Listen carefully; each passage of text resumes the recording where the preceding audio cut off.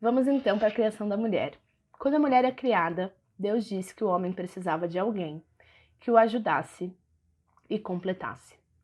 E o termo hebraico usado aqui para alguém que o ajude é ezer, termo utilizado muitas vezes ao longo de toda a Bíblia para se referir ao próprio Deus quando vai em resgate, em socorro do seu povo em um momento de aflição.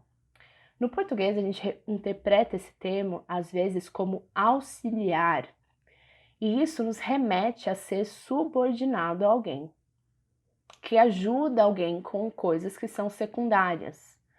Mas exer seria melhor traduzido como socorro ou um forte aliado resgatador. A mulher é criada por Deus como uma exer, uma aliada forte que vem em socorro e resgate do homem para a batalha que seria cumprir a missão de Deus para a humanidade. Que batalha seria essa? A gente já viu antes que este mundo criado, por mais que ele estivesse numa condição pré-queda, não seria um mundo sem tentações e sem dificuldades. Seria um mundo ordenado em que homens e mulheres estão debaixo da autoridade de Deus, recebendo sabedoria e amor e a bênção de Deus para prosperarem em tudo que fizessem. Mas continuaria tendo esses momentos de dificuldades e de batalhas contra o inimigo nos momentos de tentação. Então a mulher é enviada para o homem como a sua aliada forte para essa missão comum de Deus à humanidade de governar a terra e enchê-la com a imagem de Deus. A mulher foi criada não como alguém para ficar olhando do lado de fora da batalha, né? E ajudando a colocar a atadura depois da batalha ter terminado. Ela é chamada para ser alguém que está ao lado dele, no mesmo patamar que o homem. Quando a gente vai para o segundo termo, que é alguém que o complete, o termo hebraico é kenegdo, que significa equivalente a, que está à mesma altura de, correspondente de alguém. Aquela que é sua igual e que se coloca de frente, olhando nos olhos do outro. Quando a gente compreende esse termo dessa maneira, a gente pode perceber que a gente não é duas metades, né? Nós não somos duas metades que precisam se completar, mas dois seres inteiros, iguais, com forças que se potencializam e que, uma vez unidas, podem cumprir a missão de Deus para a humanidade melhor do que se estivessem sozinhos. A Isabelle Ludovico, no seu livro Resgate do Feminino, diz que Deus fez pessoas inteiras que se unem para o enriquecimento mútuo e não para se tornarem bengalas uma das outras. Aliás, quanto mais unidas, mais podem desenvolver a sua individualidade. E aí reside o mistério, tornar-se uma só carne sem perder a identidade. Sim, porque o amor dá segurança para aventurar-se além das fronteiras, ampliar os horizontes, desenvolver facetas, até então atrofiadas, que são afora fertilizadas pela relação com o outro, diferente, único, expressão exclusiva da imagem de Deus. A mulher é criada como igual em natureza, posição, valor e dignidade do homem para ser sua aliada e a sua parceira, a sua companheira, a sua colaboradora, trazendo consigo uma força, um ponto de vista diferente das forças do homem, que potencializam a força do homem. A mulher foi criada inteira, assim como o homem. Eles se completam, não por terem sido criados com somente uma metade da imagem de Deus neles, mas pois a imagem exclusiva de Deus em um, quando se encontra com a imagem exclusiva de Deus no outro, potencializa a expressão, atinge o pleno potencial da expressão da glória de Deus em ambos. Então, o seu potencial vai ser atingido neste combinar com o outro ser humano. E aqui, de novo, eu não estou dizendo que todo mundo precisa se casar para atingir o seu pleno potencial. O convívio com o outro ser humano faz com que a gente atinja o nosso pleno potencial, inclusive respeitando as diferenças de forças entre os dois gêneros. E aí a gente vê que a criação da mulher se dá num contexto em que o Senhor Deus faz Adão cair num sono profundo. E enquanto o homem dormia, tirou dele uma das costelas e fechou o espaço que ela ocupava. Desta costela o Senhor Deus fez uma mulher e a trouxe ao homem. Finalmente, exclamou o homem, esta é osso dos meus ossos e carne da minha carne. Será chamada mulher, e os dois se tornam um só. O homem e a mulher estavam nus, mas não sentiam vergonha. A mulher é formada enquanto o homem dorme. E ela é formada a partir da carne e osso do ser humano masculino. Isso, por si só, essas duas figuras trazem contribuições grandes para a gente compreender esse valor, essa dignidade que a mulher tem ali. Adormecer em várias passagens bíblicas simboliza um estado de morte. Deus poderia ter formado a mulher também do pó da terra, ao mesmo tempo que o homem. Imagina, né? Deus vem aqui, cria os homem e mulher, só para os dois, ele cria os dois no mesmo momento e pronto. Mas Deus não escolheu fazer assim. Por quê? Por que ele escolheu adormecer o homem, tirar parte da carne do homem, para criar a mulher a partir do osso e carne deste homem? Por que fazer o homem passar por essa experiência de morte e ressurreição para dar o seu corpo a fim de que a mulher fosse formada? Qual outra passagem bíblica te remete isso tudo? Este é um mistério que a gente não pode desvendar por completo, mas me permita aqui trazer algumas conjecturas.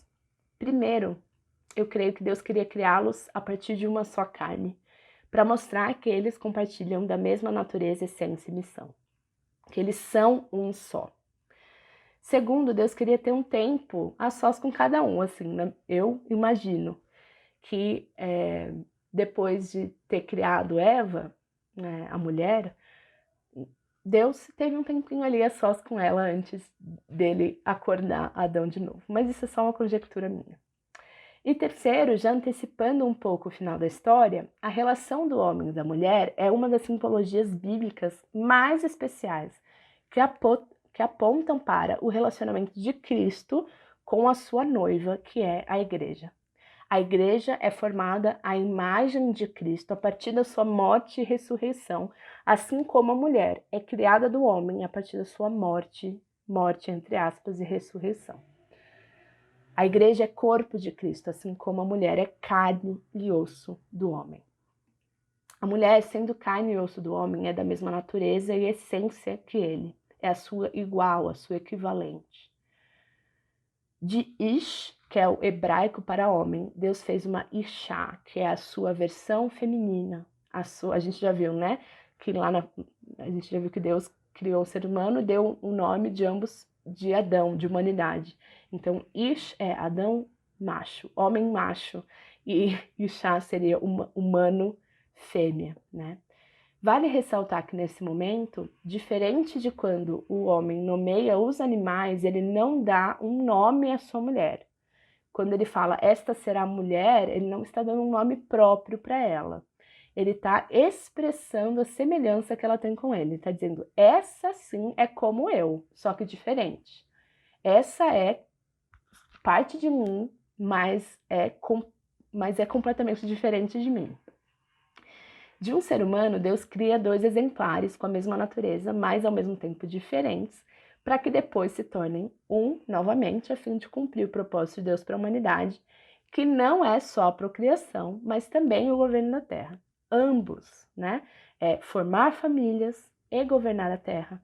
É uma missão mútua de homens e mulheres. Deus nos deu, como mulheres, a mesma natureza e missão dada aos homens.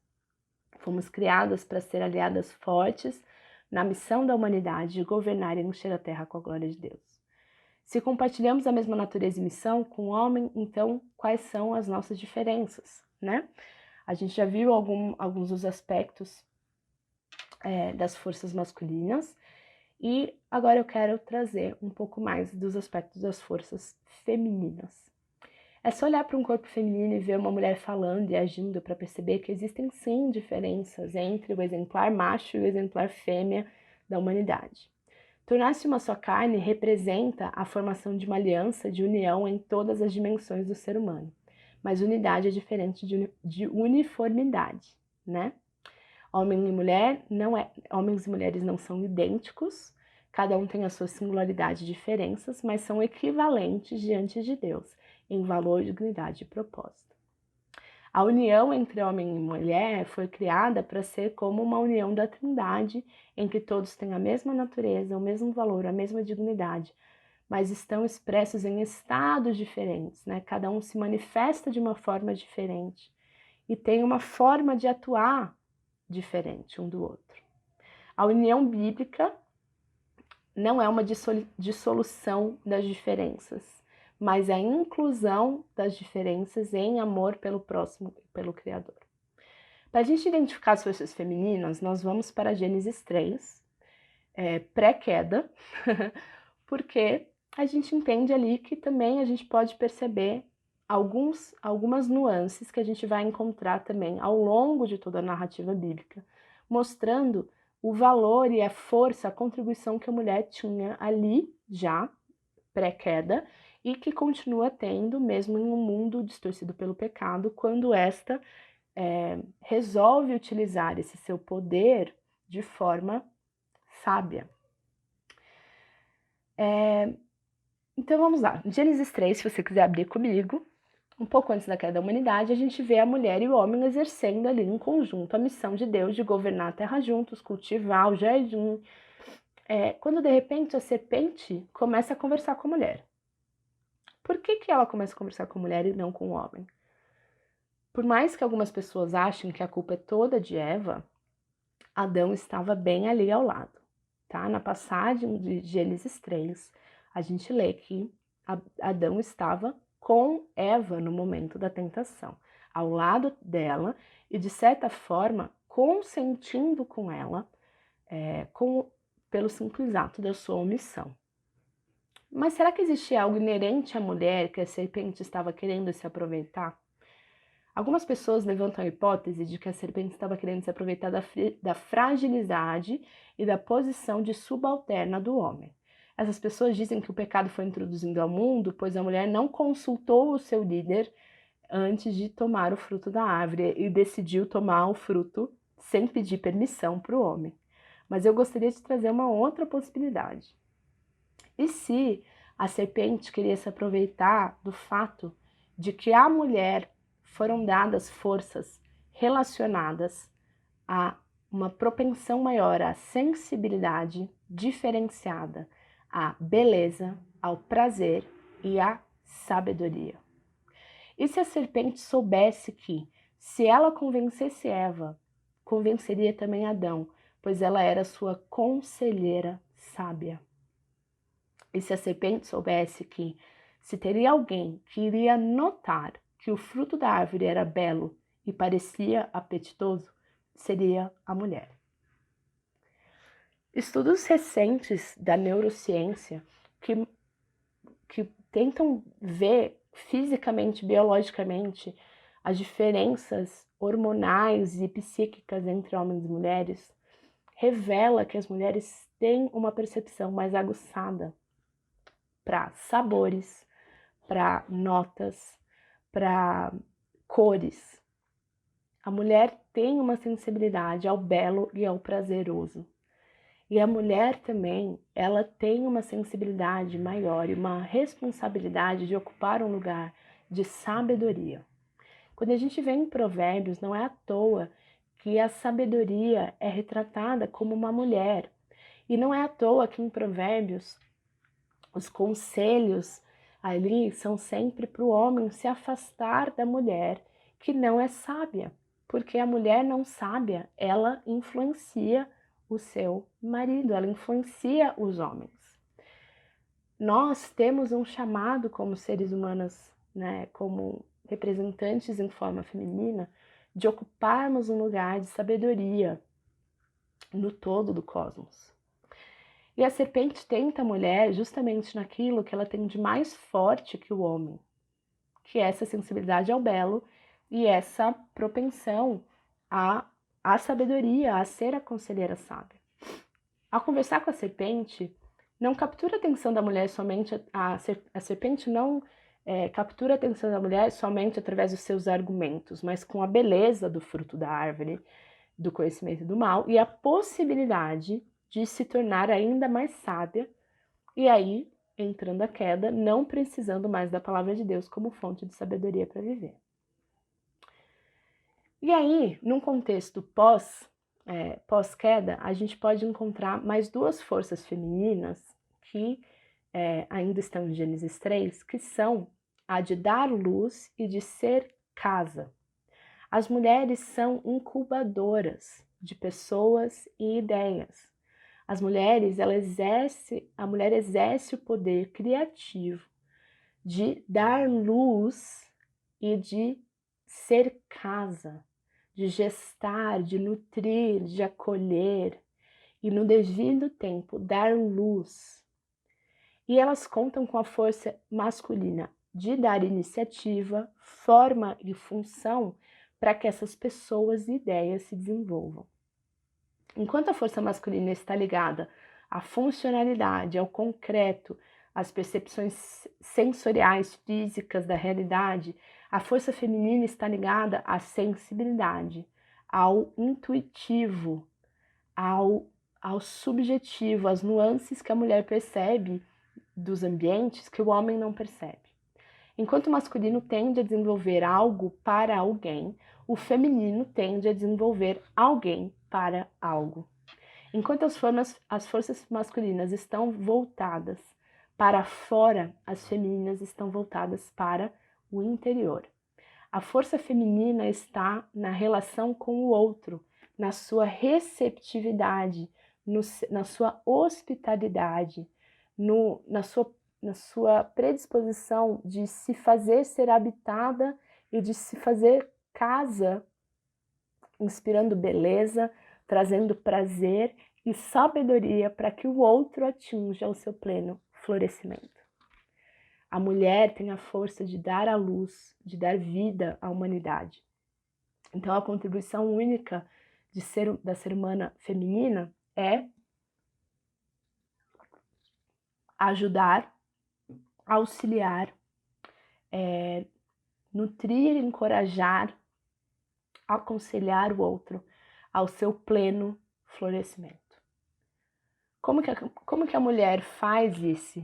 Como que a mulher faz essa ajuda para que o outro seja pleno? Ela dá luz, ela forma, ela inspira beleza, ela traz prazer, ela dá conselhos sábios. Este dar luz, esse maternar, né? Ele não é um maternar somente biológico. Nós não somos chamadas a dar luz somente a filhos, a maternar somente filhos biológicos. Deus dá luz, a mulher dá luz à criação ao trazer sabedoria para a criação e gestar filhos espirituais e maternar pessoas ao seu redor, ajudando essas pessoas a amadurecerem e atingirem o seu pleno potencial. A mulher forma a vida não só quando ela está grávida e cria um filho biológico. É claro que quando a gente exerce a maternidade biológica, isso é ainda mais aflorado e é um chamado de Deus. É um chamado específico para a gente investir essa força feminina no desenvolvimento das crianças que o Senhor nos deu e colocou sob nossa responsabilidade. Mas a mulher forma a vida também quando ela resgata as pessoas e dá para essas pessoas as condições de se desenvolverem. Então, como mulheres, nós fomos criadas para trazer luz, para trazer sabedoria, para aconselhar, para equipar, para encorajar, incentivar, acolher, nutrir, maternar, gestar, dar luz. A questão não é se nós fomos chamados para Deus para tomar iniciativa de fazer coisas. Nós somos chamadas por Deus para aconselhar, equipar, orientar, guiar e encorajar pessoas a tomarem a iniciativa de fazer coisas. E isso é poderoso, é muito poderoso. Porque isso potencializa as pessoas. E muito, gente, do nosso cansaço moderno como mulheres, parte do nosso não reconhecimento, da nossa não valorização dessas forças femininas. E a gente passa a se sobrecarregar porque a gente quer fazer tudo com o nosso próprio braço. A gente não quer ser a pessoa que aconselha, equipa, orienta, guia e encoraja outras pessoas a fazerem as coisas por nós. A gente acha que nós temos o poder e nós temos que fazer lá, a gente dá conta de tudo. E aí a gente acaba sendo sobrecarregadas. Eu não estou falando que mulheres não foram, formadas para fazerem coisas e tomarem iniciativas, mas que as forças femininas que nos foram dadas são forças que, quando desenvolvidas, criam uma maturidade espiritual em que a mulher percebe que ela não precisa mais dar conta de tudo, que ela foi criada talvez para estimular que outra pessoa faça e criar as condições para que essa outra pessoa faça no lugar dela.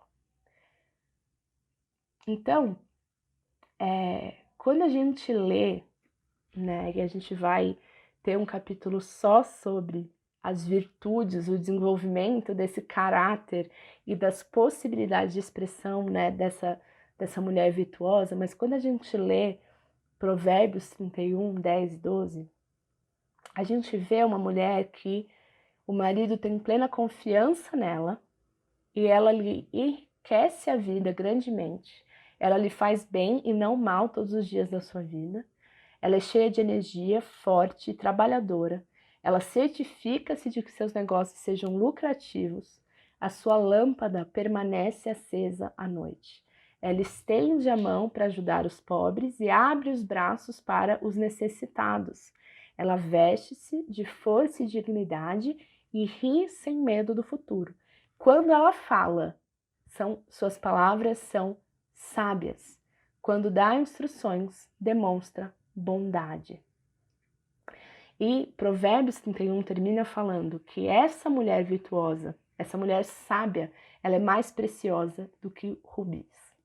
E Provérbios 8, quando começa a descrição da sabedoria, nos mostra que a sabedoria é mais preciosa do que rubis. A mulher, ela foi criada como aliada forte do homem, sua conselheira, a sua encorajadora, a sua colaboradora.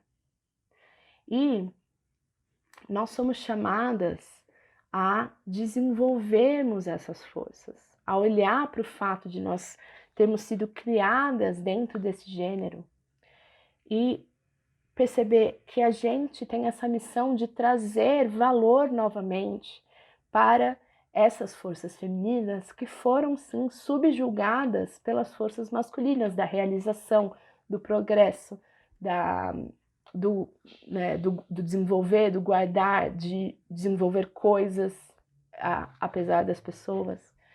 E nós somos aquelas que vão trazer de novo a hospitalidade, a sensibilidade, a beleza, o prazer à vida, a sabedoria à vida. E, de novo, isso não tem a ver com ser alguém que exerce determinado papel. Você pode fazer tudo isso estando em casa, sendo do lar, mas você pode fazer tudo isso também sendo alguém que trabalha fora de casa. De novo, cada pessoa tem um conjunto de personalidade, características, dons e talentos próprios. E cada pessoa tem circunstâncias que ela vai precisar discernir como ela vai desenvolver e como ela vai viver a partir das suas forças, forças do seu gênero naquela circunstância, tá bom?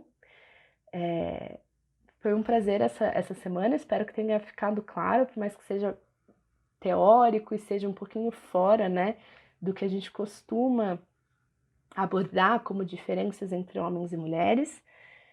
Não deixe de entrar no grupo do Telegram para a gente conversar sobre essa semana, para a gente tirar dúvidas, para a gente ressoar juntas e a gente poder fertilizar umas às outras, né, nessa busca por uma diferenciação que não se baseia em papéis e atividades, mas em forças, em modos de operar, tá bom? Um grande beijo e até a próxima semana.